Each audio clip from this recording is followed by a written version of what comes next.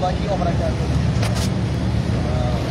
ইন্নাল হামদালিল্লাহ ওয়াস সালাতু ওয়াস সালামু আলা রাসূলিল্লাহ, আম্মা বাদ।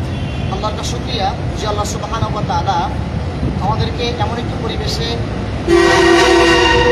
অত্র প্রতিষ্ঠানে যে এতিম ছাত্র আছে তাদেরকে নিয়ে একসাথে এভাবে দাঁড়িয়ে থাকার এবং কিছু কথা বলার তৌফিক আল্লাহ করে দিয়েছেন। আমরা আসে আল্লাহর কাছে শুকরিয়া আদায় করি, আলহামদুলিল্লাহ।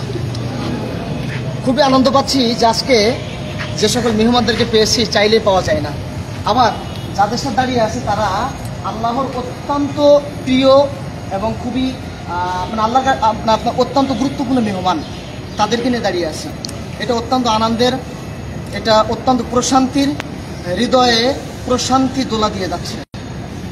আহলে হাদিস আন্দোলন কর্তৃক পরিচালিত পথরলা ফাউন্ডেশন সারা বাংলাদেশে 450 এতিম লালন পালন করে যাচ্ছে, আলহামদুলিল্লাহ। যেখানে দাঁড়িয়ে আছি 350 এতিম লালন পালন করে যাচ্ছে। আজকে দাঁড়িয়ে আছে যেখানে, এটা হলো কেন্দ্রীয় প্রতিষ্ঠান। এই কেন্দ্রীয় প্রতিষ্ঠানে 101 জন ছাত্র আছে, 42 জন। তো পুরুষ আছে 101 জন আর মহিলা শাখাতে আছে 42 জন। এতগুলো এতিম আলহামদুলিল্লাহ কেন্দ্রীয় প্রতিষ্ঠানে লালন পালন করে যাচ্ছে। তো আমরা সম্মানিত প্রিয় ভাই জাতীয় দলের ক্রিকেটার মেহেদী হাসান মিরাজ ভাই, সেই সাথে আছেন ক্রিকেটার স্বাধীন ভাই, ক্রিকেটার আসাদুজ্জামান ভাই। খুবই আনন্দ পাচ্ছি তাদেরকে পেয়েছি এবং দেখলাম এতিম যে ভবন যেখানে তারা থাকে, চলাফেরা করে, বসবাস করে, পড়ালেখা করে, দেখে ভালো লাগছে। পাশাপাশি অনুরোধ করো ভাইদের কাছ থেকে এতিমদের আবাসস্থল, তাদের চলাফেরা সব কিছু দেখলেন, আপনার কেমন লাগলো অবশ্যই অবগত করবেন আমাদের। আলহামদুলিল্লাহ, খুবই ভালো লাগছে। আর সত্যি কথা বলতে যে আমি আজকে এসেছি এখানে রাজশাহীতে এবং অনেক দিন ধরে আশা ছিল যে এই প্রতিষ্ঠানটায় আসবো এবং দেখবো।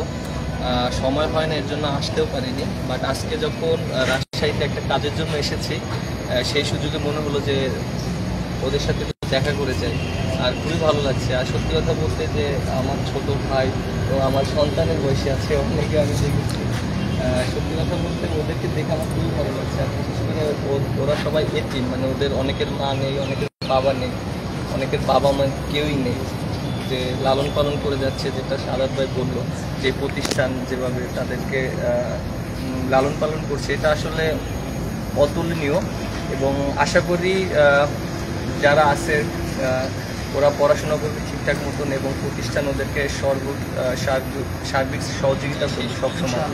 আর সত্যি কথা বলতে যে এখানে আসার পরে প্রথমে অনেক এক্সাইটেড ছিলাম এবং ওদেরকে দেখে বেশি আবেগময় হয়ে গিয়েছি আমি। সত্যি কথা বলতে ওরা অনেক ছোট, যে ওদের এই বয়সটা খেলাধুলার বয়স, মাঠে যাবে, খেলাধুলা করবে, বিভিন্ন খারাপ কাজের সাথে লিপ্ত হওয়ার সময়, কিন্তু ওরা সেই সময়টাকে পড়াশোনা করছে, আল্লাহর কাজে ব্যয় করছে।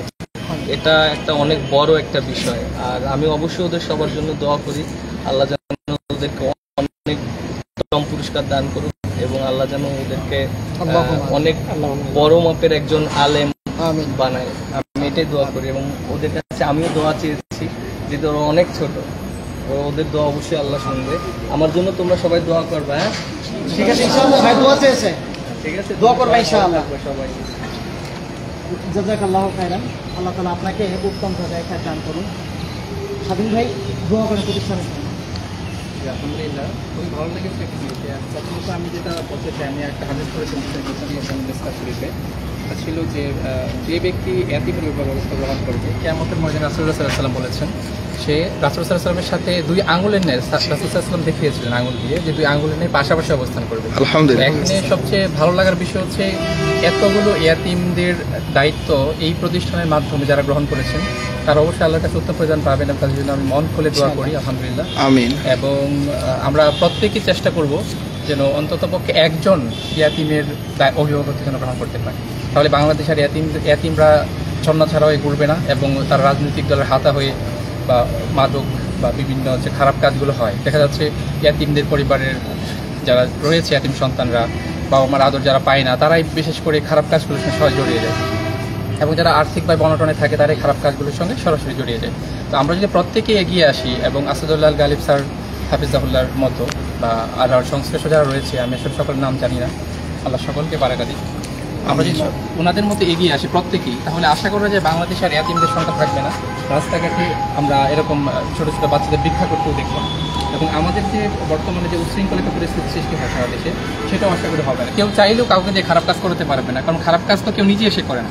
আমরা দেখি তো যারা ক্ষমতাসীন রয়েছেন সারা পৃথিবীতে, শুধু দেশে না, বা বিরোধী দল রয়েছেন, প্রত্যেকেই কী করে, উপরে থেকে অর্ডার দিয়ে নিচ থেকে কাজ করে। তো নিচে কাজ কারা করে?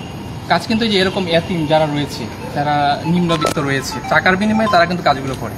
তো তাদের যদি আমরা অভিভাবকত্ব গ্রহণ করি, প্রত্যেকে এক একজন করে, একজনের অন্তত যদি অভিভাবকত্ব গ্রহণ করা যায়, সেক্ষেত্রে কিন্তু তারা এই অভাবের কারণে আর আদর, মায়া, স্নেহ, মমতা এবং ভালোবাসার কারণে কিন্তু ওদের খারাপ কাজে জড়াবে না।